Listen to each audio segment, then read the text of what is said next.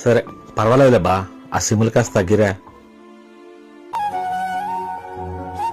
నాన్న, నా laptop display పోయింది నాన్న. అయ్యో అదేంట్రా? ఇప్పుడు అది వేయించాలంటే 5,000 అవుతుంది నాన్న. 5,000? ఎగ్జామ్స్ కూడా దగ్గరలోనే ఉన్నాయి నాన్న. సరే నాన్న, నేను ఇప్పుడే డబ్బులు పంపిస్తా నీకు. సరే నాన్న, అలాగే నాన్న. సరే అమ్మా, జాగ్రత్త మరి.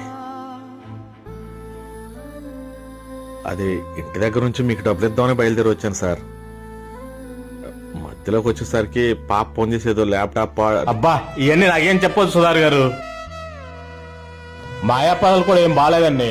గతంలో నెలకు 30-40 బళ్ళు ఇచ్చేవాళ్ళం. ఇప్పుడు కనీసం 4-5 బళ్ళు కూడా వెళ్ళలేదండి. ఏ వ్యాపారం చేస్తామండి?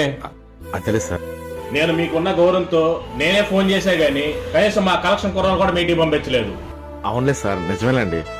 మీరు ఏమని అనుకోండి సుధార్ గారు, ఈ పూట మాత్రం డబ్బులన్నా కట్టండి, లేదా బండి అన్న వదిలేసి వెళ్ళిపోండి.